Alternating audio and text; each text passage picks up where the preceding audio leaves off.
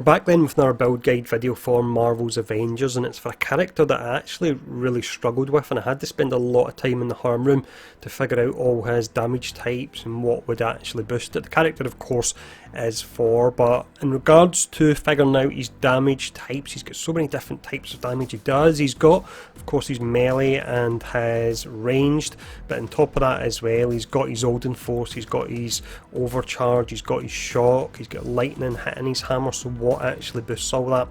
That's what I will cover in this video, and if you know what boosts it, then you can make the most of it and you can really ramp your damage numbers up through the roof. So this video anyway, what we do is we start off with an overview. I'll talk about how the build plays so you can get an idea if you're interested in it or not. If you are, we then move on to the stat priority. We'll then look at the gear and we'll talk about what perks you want to aim for. We'll check out the abilities next. I'll tell you which ones I use and why I use them, and then we finish up with some high level gameplay. But the build in question is called the Elemental God build because we actually make use of all three elements. That's fire, ice and lightning we make use of in this build, and it again allows us to push our damage numbers through the roof. But let's jump in and let's start off with this overview.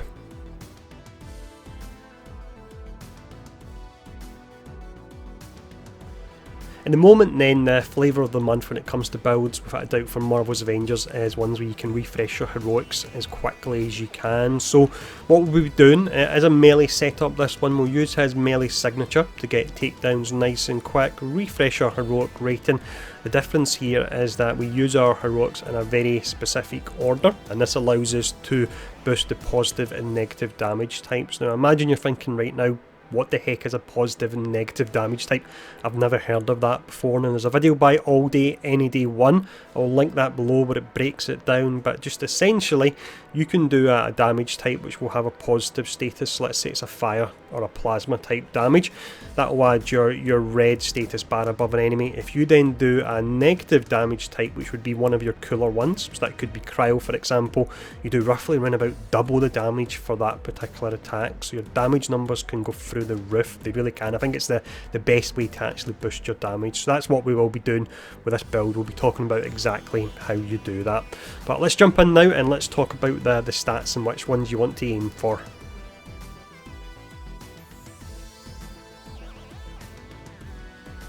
When it comes to stats then, characters can focus on roughly 3 or 4 different stats, and you generally have primary and secondary stats. Now primary stat, without a doubt for Thor in this build, would be Valor, so it increases the damage you do via your heroics. Testing in the harm room, when you use your support heroic and it calls in lightning, Valor will actually increase the damage that this does as well. When you're in your overcharge status and that is calling in lightning, Valor will increase that as well, even though it's not specifically heroic. It doesn't increase the damage while you're holding down your Odin Force button. That will only be increased by, for example, let's say you're holding down your Odin Force to use it and you do a melee attack. It's only Might, which boosts melee attack, which will actually boost that there. That's Valor you're going for. Also with Valor you get your additional crit damage. Now this works really nice with Thor because as part of this setup we're running the shock element, and when an enemy's got full shock status on them, they actually take more regular damage, but it makes it easier to get a crit on them as well. So it's nice and easy to get a crit, and you have that boosted crit damage on the back of it, so that can be pretty amazing. Your secondary damage stat you would want to go for would be Might, because we're building up the stun and status meter via his melee signature. And then you have Resolve, you want some health in there because it is primarily a melee build. And then finally, if you can get some intensity, that can work nice as well for filling up the status meter. But without a doubt, the one you really want to focus on will be your Valor.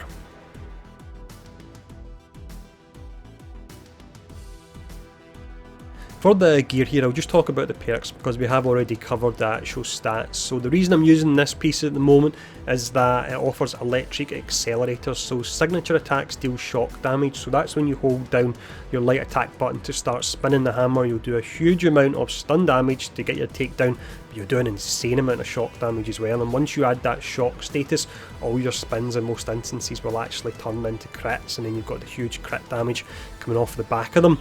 Now, in the elite hives, there's something called the fan braces of the Allfather, which would be best in slot, but you need to get a very particular roll. The moment you can see I've got shock on this, it can roll the different elements. I've got one with gamma as well, just to the right of it. But you're looking for one that has shock, and it has shock on the signature attack. If you can get that, it will be best in slot, and you want to upgrade it to 140 as soon as you can. In regards to the slot 2, I'm using this purely for the fact that it's got Valor on it, and no other reason. I don't have a good slot 2 at the moment. You can get a slot 2 from the Allfather set in the elite hives as well, and when you throw out Mjolnir and it comes back, it bounces off all enemies. If you get that, you could very likely run a full range build with this setup, and if I do get one dropping, I'll actually do a follow-up video on it. For the slot 3, using this because it has Valor, also has a damage buff which can really put your damage numbers through the roof. It's probably a bit overtuned at the moment, these damage buffs, and it grants me a willpower burst when critically injured. Following on from the Allfather set we've been shown off, because it is really nice, you've got this piece here which you could use as well potentially. So with this you've got your Odin Force Recovery, you've got Odin's Redemption, and then you've got Odin's Augur, if that's how you actually say it. That increases the maximum energy of the Odin Force meter, so that's helpful there. And then I'm using a belt here that's got Valor on it as well. Nothing else I'm really looking for in the belt. There are some other nice set pieces. Belt of the Thunderer looks like it would be perfect. However, in testing, the 24% extra shock damage isn't applying to any of the shock attacks. Shock attacks are your blue attacks, but the damage numbers weren't going up at all when I had this equipped. If it does get fixed, then it could be worth actually running, but at the moment avoid this. And then you've also got the belt of the Allfather. If you're running hard content with your teammates, this can be really nice because it increases the buff of Warrior's Fury. That's what it makes your characters, or makes your teammates, invincible for 12 seconds. That'll pull it up to 15 seconds, and if you spam in your heroics, that could be pretty awesome there. We then have the artifacts next. Now, the one that most people are using is Ring of Nibelung, and it can work really nice on this build, and to be honest, it's 6.5 a dozen whether or not you use the ring or you use the Tactagon. Tactagon maybe wins out a little bit because it has Might on Valor, which we're also looking for, but on top of that as well, when you're doing your positive and negative charge statuses, the extra 10% you get on doing them will really ramp up because the numbers will be higher in the first instance. For your artifacts at the moment, I've got Might on them, but I would say ideally you're actually looking for Valor, or maybe a combination of one that's got free Might and one that's got free Valor. That would work out perfect there. But that is all the gear. Let's now look at the abilities.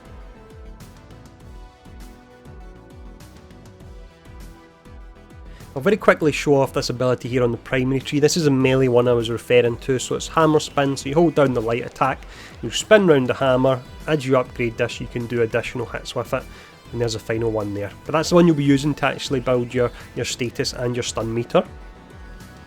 When it comes to the heroics, then you will use them in a very specific order. You'll start off with your ultimate heroic, you'll then move to your assault heroic, and then finally you'll use your support heroic. Now, as we go through these perks, I'll explain why that's the case. But the first one we have here, this offers a temporary damage buff to your teammates. That's pretty nice there. We then have Asgard's Fortune, so enemies defeated while Warrior's Fury is active have a 50% chance to drop a heroic orb, and that allows you to spam all these abilities even quicker. We then have Son of the Elder Gods, very important. This allows you to inflict your cryo status, and we'll talk about in a second why that's so important. Next up, we have Overcharge Blast. So God Blast inflicts 20% increased damage when triggered while overcharged. You'll see in a second why we're using that. Looking at the Bifrost here now, we have Muspelheim's Torment. So you start off your rotation with this, you add Burn to enemies, you'll then follow that up with your Assault that adds Cryo, and because you've got your positive and negative effect, then it means that the cryo damage you're doing from your Assault, which is really high in the first instance, it will need enough double, so the damage numbers will be huge with that.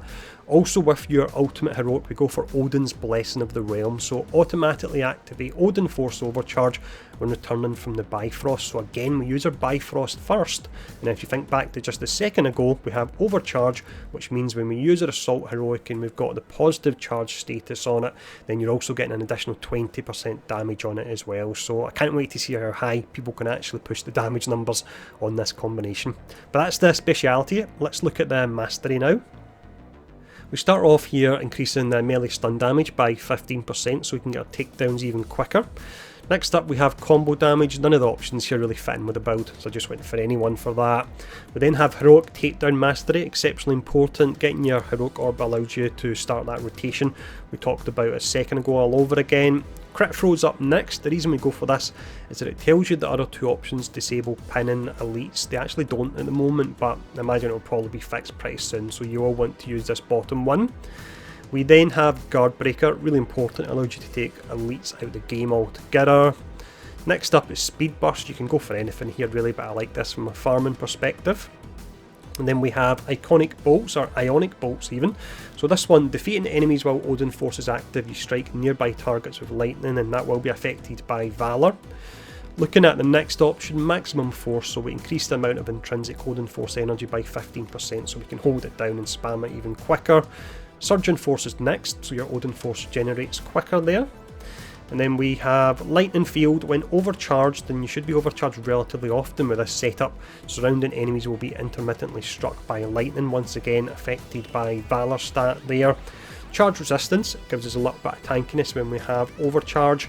And then finally, this actually works really nice with your heroics. You have Damage Force, so increase all damage by 15% when Odin Force is charged. So think back to when we use our Bifrost, you get the overcharge status, which gives you additional damage on your assault heroic, and then you'll also be getting your additional damage from this as well. So you're looking at 35% additional damage, not taking into account the fact you've applied the cryo status to an enemy that's already got the burn status on them for huge damage numbers. Once again, let me know the damage numbers you can actually get with this combination in the comments below. I imagine we can get this really pretty high. That's everything you need to know to run this build, so we'll finish up with some high level gameplay now. Let me know your thoughts on this setup in the comments below. If you get any tweaks you would actually add to it, let me know as well. And thanks for tuning in, stay safe, and I'll see you all again soon.